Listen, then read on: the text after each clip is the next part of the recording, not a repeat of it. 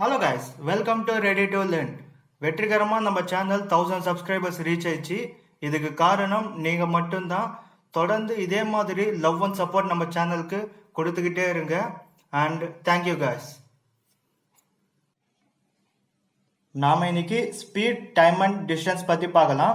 Speed, time and டிஸ்டன்ஸில் நமக்கு first தெரிய வேண்டியது இந்த formula. Speed equal to distance divided by time.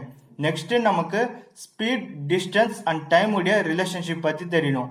எப்போ டிஸ்டன்ஸ் வந்து கான்ஸ்டன்ட் ஆர் சேமாக இருக்கோ, ஸ்பீட் ரேஷியோ வந்து இன்வெர்ஸ்லி ப்ரொபோர்ஷனல் டு டைம் ரேஷியோவாக இருக்கும். எப்போ ஸ்பீட் வந்து கான்ஸ்டன்ட் ஆர் சேமாக இருக்கோ, டைம் ரேஷியோ வந்து டைரக்ட்லி ப்ரொபோர்ஷனல் டு டிஸ்டன்ஸ் ரேஷியோவாக இருக்கும். எப்போ டைம் வந்து கான்ஸ்டன்ட் ஆர் சேமாக இருக்கோ, ஸ்பீட் ரேஷியோ வந்து டைரக்ட்லி ப்ரொபோர்ஷனல் டு டிஸ்டன்ஸ் ரேஷியோவாக இருக்கும். ஓகேங்களா? நெக்ஸ்ட் நாம கன்வர்ஷன் பற்றி பார்க்கலாம்.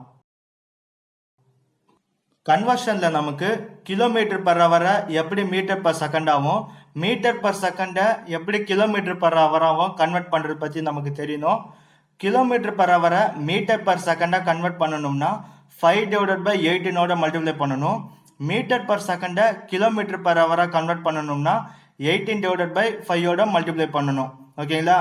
இதில் நிறைய பேருக்கு கன்ஃபியூஷன் வரும். கன்வெர்ட் பண்ணுறப்போ 5/18 மல்டிப்ளை பண்ணணுமா இல்லை 18/5 மல்டிப்ளை பண்ணணுமான்னு நான் ஒரு சின்ன ஐடியா ஒன்று சொல்கிறேன். மீட்டர் பெருசா கிலோமீட்டர் பெருசான்னு பார்த்தீங்கன்னா கிலோமீட்டர் தான் பெருசு. ஸோ எப்போ கிலோமீட்டர் பர் ஹவராக கன்வெர்ட் பண்ணுறீங்களோ அப்போ நியூமரேட்டரில் பெரிய நம்பர் இருக்கணும்னோ, எப்போ மீட்டர் பர் செகண்டாக கன்வெர்ட் பண்ணுறீங்களோ அப்போ நியூமரேட்டரில் சின்ன நம்பர் இருக்கணும்னோ ஞாபகம் வச்சுக்கோங்க. இப்போ நான் சொல்லி கொடுத்தது வரையும் உங்களுக்கு தெரிஞ்சாலே போதும். ஸ்பீட், டைம் அண்ட் டிஸ்டன்ஸில் 90% ஆஃப் ப்ராப்ளம்ஸ் நீங்கள் ஈஸியாகவே சால்வ் பண்ணிடலாம். நெக்ஸ்ட் நம்ம ப்ராப்ளம்ஸ் எப்படி சால்வ் பண்ணுறது பற்றி பார்க்கலாம். A man covered 180 km in 4 hours. If he travels with 2/3 of his usual speed, then how more time will be taken to cover the same distance? Question என்ன கேட்டிருக்காங்கன்னா, a man வந்து 4 ஹவர்ஸில் 180 kilometre டிஸ்டன்ஸை cover பண்ணிட்டாங்களாம். ஒருவேளை 2/3 of is usual ஸ்பீடில் travel பண்ணியிருந்தா அதே distance cover பண்ண எவ்வளோ time எடுக்கும்னு கேள்வி கேட்குறாங்க. நாம் ஃபஸ்ட்டு யூஸ்வல் ஸ்பீட் என்னன்னு ஃபைண்ட் பண்ணோம். ஸோ டிஸ்டன்ஸ் வந்து 180 கிலோமீட்டர்னு தெரியும், டைம் வந்து 4 ஹவர்ஸ்ன்னு தெரியும். இப்போ ஸ்பீட் ஃபார்முலா யூஸ் பண்ணுங்க. Speed equal to distance divided by time. Distance வந்து 180 கிலோமீட்டர், டைம் வந்து 4 ஹவர்ஸ். இதை சால்வ் பண்ணால் நமக்கு யூஸ்வல் ஸ்பீடு 45 கிலோமீட்டர் பர் ஹவர்னு கிடைக்கும். நெக்ஸ்ட் வந்து நாம 2/3 ஆஃப் இஸ் யூஸ்வல் ஸ்பீடு வந்து என்னன்னு ஃபைண்ட் பண்ணோம். ஸோ நான் யூஸ்வல் ஸ்பீடை 2/3 மல்டிப்ளை பண்ணுறேன். அப்படி பண்ணோன்னா நமக்கு 30 கிலோமீட்டர் பர் ஹவர்னு கிடைக்கும். ஓகேங்களா? இப்போ இந்த ஸ்பீடில் அதே டிஸ்டன்ஸ் கவர் பண்ண எவ்வளோ டைம் ஆகும்னு கேள்வி கேட்குறாங்க. ஸோ நான் இப்போ டைம் ஃபார்முலா யூஸ் பண்ணுறேன். Time equal to distance divided by speed. Distance வந்து 180 கிலோமீட்டரு, ஸ்பீட் வந்து 30 கிலோமீட்டர் பர் ஹவர். இதை சால்வ் பண்ணால் நமக்கு 6 ஹவர்ஸ்ன்னு கிடைக்கும். ஆனால் ஆன்சர் வந்து 6 ஹவர்ஸ் கிடையாது. நிறைய பேர் இங்கே தான் மிஸ்டேக் பண்ணுவாங்க. ஏன்னா கொஸ்டினில் வந்து how more time will be taken to cover the same distance, எக்ஸ்ட்ராவா எவ்வளோ டைம் ஆயிருக்கும் தான் கேள்வி கேட்குறாங்க. ஓகேங்களா? அப்போனா யூஸ்வல் ஸ்பீடில் போகிறப்போ 4 ஹவர்ஸ் ஆகுது. 2/3 ஆஃப் இஸ் யூஸ்வல் ஸ்பீடில் போனால் 6 ஹவர்ஸ் எடுக்குது. எக்ஸ்ட்ராவா டைமு 2 ஹவர்ஸ் எடுத்திருக்கு. அப்போ ஆன்சர் 2 ஹவர்ஸ். சரி, வாங்க நெக்ஸ்ட் கொஸ்டின் பார்க்கலாம். The thief is spotted by a policeman from a distance of 100 meters. When the policeman starts the chase, the thief also starts running. If the speed of the thief is 8 km per hour and that of policeman is 10 km per hour, how far the thief will have run before he is overtaken? கொஸ்டின்ல என்ன கேட்டிருக்காங்கன்னா, police வந்து தீஃபை 100 metre டிஸ்டன்ஸ்லேயே பார்த்துறாராம்.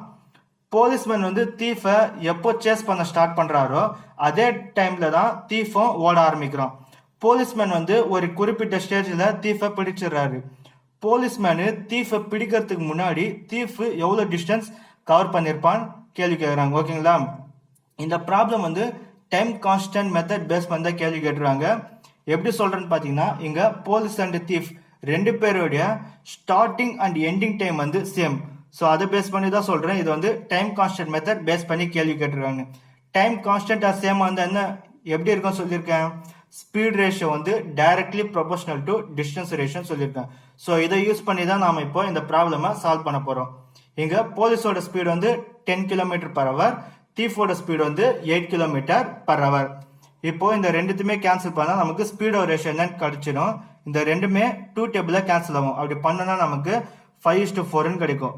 இங்க when time is constant or same, speed ratio வந்து directly proportional to distance ரேஷியோன்னு சொல்லியிருக்கேன். So நான் speed ரேஷியோவே distance ரேஷியோவில் substitute பண்ணுறேன். அப்படி பண்ணோம்னா நமக்கு 5:4 கிடைக்குது. இந்த 5க்கும் 4க்கும் டிஃபரன்ஸ் எடுங்க. டிஃபரன்ஸ் எடுத்தா 1 யூனிட் கிடைக்கும். இங்க போலீஸ் அண்ட் தீஃபோட டிஸ்டன்ஸ் டிஃபரன்ஸ் வந்து 100 மீட்டர். ஸோ அந்த 100 மீட்டர் இங்க எழுதிக்கிறேன். 1 யூனிட் ஈக்குவல் டு 100 மீட்டர்னா 5 unit equal to 5 into 100 500 metre. அப்போ 4 unit equal to 4 into 100 400 metre. இங்க கொஸ்டின்ல தீஃப் எவ்வளவு டிஸ்டன்ஸ் கவர் பண்ணிருப்பான்னு தான் கேள்வி கேட்கறாங்க. Answer 400 metre. ஓகேங்களா? உங்களுக்கு புரியறதுக்காக நான் மறுபடியும் எக்ஸ்பிளைன் பண்றேன். இந்த ப்ராப்ளம் வந்து டைம் கான்ஸ்டன்ட் மெத்தட் பேஸ் பண்ணி கேள்வி கேட்டுருக்காங்க. டைம் கான்ஸ்டன்ட் சேமா என்னன்னா எப்படி இருக்குன்னு சொல்லியிருக்கேன். ஸ்பீட் ரேஷியோ வந்து directly proportional to distance ratio. So நான் ஃபர்ஸ்ட் வந்து ஸ்பீட் ரேஷியோ வந்து என்னன்னு ஃபைண்ட் பண்றேன். ஸ்பீட் ரேஷியோ வந்து 5:4 கிடையாது. ஸ்பீட் ரேஷியோ வந்து டைரக்ட்லி ப்ரொபோஷனல் டிஸ்டன்ஸ் ரேஷியோன்றனால ஸோ அந்த டிஸ்டன்ஸ்லயும் நான் சப்ஸ்டிட் பண்றேன். சப்ஸ்டிட் பண்ற பிறகு 5க்கும் 4க்கும் டிஃபரன்ஸ் எடுக்கிறேன். டிஃபரன்ஸ் எடுத்தா நமக்கு 1 யூனிட்னு கிடைக்கும். இங்க போலீஸ் அண்ட் தீஃபோட டிஸ்டன்ஸ் டிஃபரன்ஸ் வந்து 100 மீட்டர். 1 யூனிட் ஈக்குவல் டு 100 மீட்டர்னா 5 unit equal to 500 metre, 4 unit equal to 400 metre. கொஸ்டின்ல தீஃப் தான் எவ்வளவு டிஸ்டன்ஸ் கவர் பண்ணிருப்பான்னு கேள்வி கேட்கறாங்க. ஸோ ஆன்சர் வந்து 400 மீட்டர். ஓகேங்களா? சரி, வாங்க நெக்ஸ்ட் கொஸ்டின் பார்க்கலாம். Ravi and Ajay start simultaneously from a place A towards B, 60 km apart. Ravi's speed is 4 km/h, less than that of Ajay's speed. Ajay, after reaching B, turns back and meets Ravi at place 12 km away from B. Ravi's speed is. கொஸ்டின்ல என்ன கேட்டிருக்காங்கன்னா, அஜயும் ரவியும் ஒன்னா ஏ பிளேஸ்ல இருந்து B பிளேஸுக்கு போறதுக்கு start பண்ணிருக்காங்க. அஜய் வந்து B பிளேஸுக்கு reach ஆயிட்டு ரிட்டர்ன்ல ரவிய 12 கிலோமீட்டர் டிஸ்டன்ஸ்ல மீட் பண்ணிருக்கான். ஓகேங்களா? இங்க ரெண்டு பேருடைய ஸ்பீட் டிஃபரன்ஸ் வந்து 4 km/h சொல்லியிருக்காங்க. அப்போனா ரவி ஸ்பீட் என்னன்னு கேள்வி கேட்டிருக்காங்க. இந்த ப்ராப்ளம் வந்து டைம் கான்ஸ்டன்ட் மெத்தட் பேஸ் பண்ணி தான் கேள்வி கேட்டுருக்காங்க. ஏன்னா இங்க ரெண்டு பேருடைய ஸ்டார்டிங் அண்ட் எண்டிங் டைம் வந்து சேம் தான். எப்போ டைம் கான்ஸ்டன்ட் ஆர் சேமா இருந்துச்சுன்னா என்ன எப்படி இருக்கும்னு சொல்லியிருக்கேன். ஸ்பீட் ரேஷியோ வந்து directly proportional to distance ratio சொல்லியிருக்கேன். ஸோ இதை பேஸ் பண்ணி தான் நம்ம இப்போ இந்த ப்ராப்ளமை சால்வ் பண்ண போறோம். அஜய் வந்து டோட்டலா 60 km பிளஸ் 12 km டோட்டலா 72 km டிஸ்டன்ஸை கவர் பண்ணிருக்காங்க. ரிமைனிங் டிஸ்டன்ஸ் வந்து ரவி வந்து கவர் பண்ணிருக்காங்க. Remaining distance 48 km. 60ல 12 km minus பண்ண எவ்வளவு கிடைக்கும்? 48 km. ஸோ அந்த 48 km டிஸ்டன்ஸ் தான் நான் இங்க எழுதியிருக்கேன். ரவி வந்து டோட்டலா 48 km டிஸ்டன்ஸும் அஜய் வந்து டோட்டலா 72 km டிஸ்டன்ஸும் கவர் பண்ணிருக்காங்க. ஓகேங்களா? இங்க பாத்தீங்கன்னா இங்க வந்து டைம் வந்து கான்ஸ்டன்ட். ஸோ ஸ்பீட் ரேஷியோ வந்து directly proportional to distance ratio. So நம்ம இப்போ ஃபர்ஸ்ட் டிஸ்டன்ஸ் ரேஷியோ என்னன்னு ஃபைண்ட் பண்ணுவோம். இந்த ரெண்டுத்தை கேன்சல் பண்ணா டிஸ்டன்ஸ் ரேஷியோ 2:3 கிடைக்கும். ஸ்பீட் வந்து டைரக்ட்லி ப்ரொபோஷனல் டிஸ்டன்ஸ் ரேஷியோன்றனால ஸ்பீட்லயும் அதே வேல்யூ நான் சப்ஸ்டிட் பண்றேன். ஸோ நெக்ஸ்ட் வந்து இந்த ரெண்டுத்துக்கும் டிஃபரன்ஸ் எடுக்கிறேன். 2க்கும் 3க்கும் டிஃபரன்ஸ் எடுத்தா நமக்கு 1 யூனிட்னு கிடைக்கும். இங்க ரெண்டு பேருடைய ஸ்பீட் டிஃபரன்ஸ் வந்து 4 km/h. ஓகேங்களா? 1 unit equal to 4 km/hனா 2 unit equal to 2 into 4 8 km/h, 3 into 4 12 km/h. எங்க கொஸ்டின்ல ரவி ஸ்பீடு தான் என்னன்னு கேட்டிருக்காங்க. ஸோ ஆன்சர் வந்து 8 km/h. உங்களுக்கு புரியறதுக்காக நான் மறுபடியும் எக்ஸ்பிளைன் பண்றேன். ஏ அண்ட் பியோட டோட்டல் டிஸ்டன்ஸ் வந்து 60 km. இதுல அஜய் வந்து டோட்டலா 60 + 12 டோட்டலா 72 km டிஸ்டன்ஸ் வந்து அஜய் கவர் பண்ணிருக்காரு. ரவி வந்து எவ்வளவு டிஸ்டன்ஸ் கவர் பண்ணா நமக்கு தெரியாது. ஆனா நமக்கு இதனுடைய டோட்டல் டிஸ்டன்ஸ் வந்து 60 km, இதனுடைய டிஸ்டன்ஸ் வந்து 12 km நமக்கு தெரியும். ஸோ இதை யூஸ் பண்ணி ரவி வந்து எவ்வளவு டிஸ்டன்ஸ் கவர் பண்ணிருக்கான்னு ஈஸியா ஃபைண்ட் பண்ண முடியும். 60 km 12 km டிஸ்டன்ஸை மைனஸ் பண்ண எவ்வளவு கிடைக்கும்? 48 km. ஸோ அந்த 48 km டிஸ்டன்ஸ் தான் இங்க எழுதிருக்கேன். அப்போ ரவி வந்து டோட்டலா 48 km, அஜய் வந்து 72 km டிஸ்டன்ஸும் கவர் பண்ணிருக்காங்க.